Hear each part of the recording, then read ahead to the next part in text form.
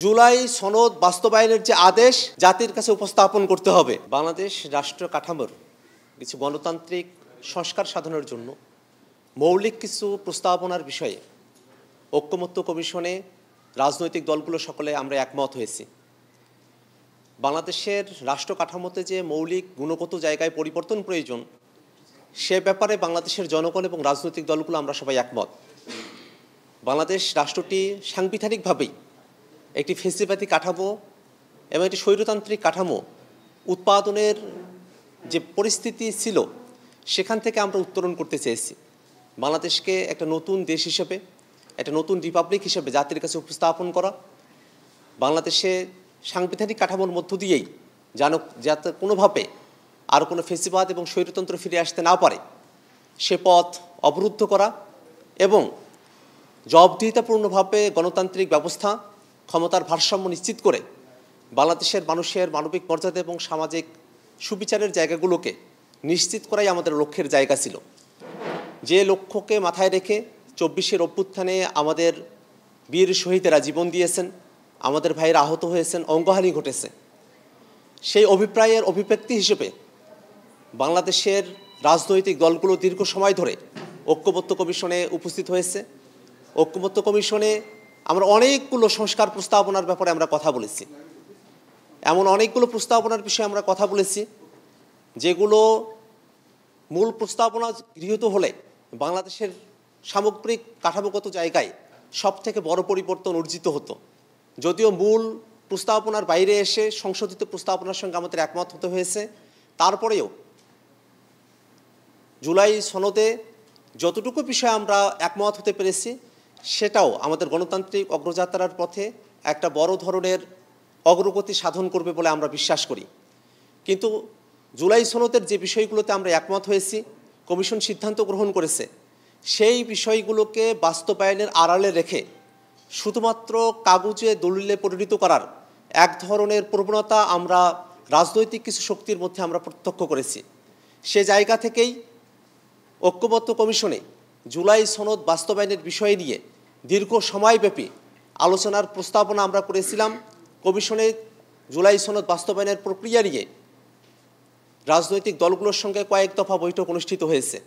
সেই বৈঠকে জুলাই সনদ বাস্তবায়নের জন্য একটি আদেশ, গণভোট এবং সামনের সংসদকে দ্বিত্ব ক্ষমতা প্রদানের মধ্য দিয়ে কনস্টিটিউয়েন্ট পাওয়ার অ্যাপ্লাই করার সুযোগ দিয়ে একটি সংস্কারকৃত সংবিধান প্রণয়নের বিষয়ে আমরা রাজনৈতিক দলগুলো সকলে একমত হয়েছি।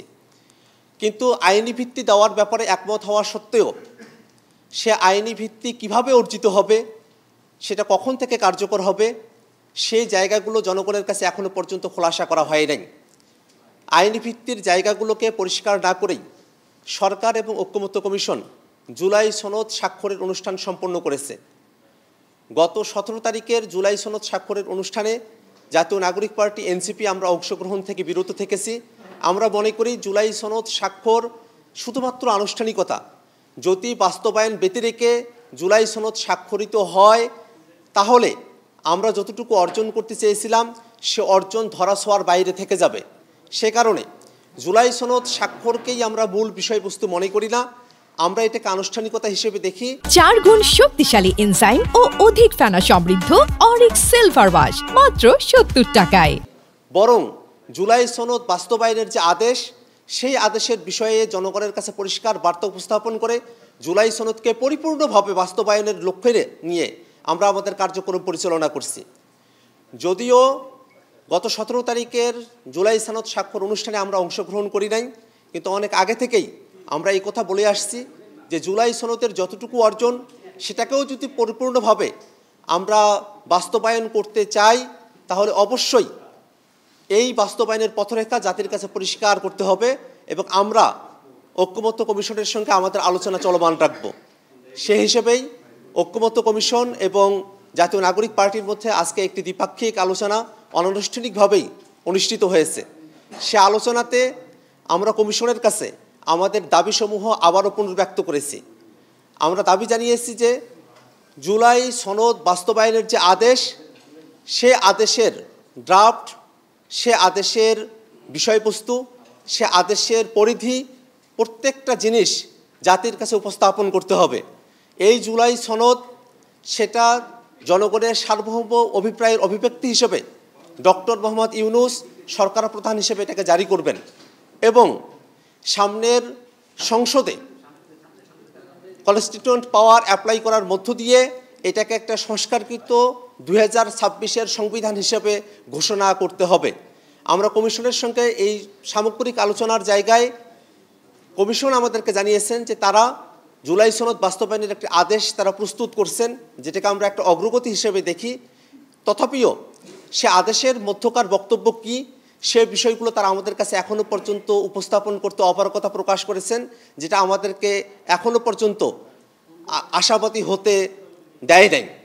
আমরা মনে করি যে কমিশন জুলাই সনদ বাস্তবায়নের ব্যাপারে যে আন্তরিকতার জায়গা থেকে জুলাই সনদ বাস্তবায়ন আদেশ প্রস্তুত করার কর্মসূচি হাতে নিয়েছে, সেটাকে আমরা সাধুবাদ জানাই।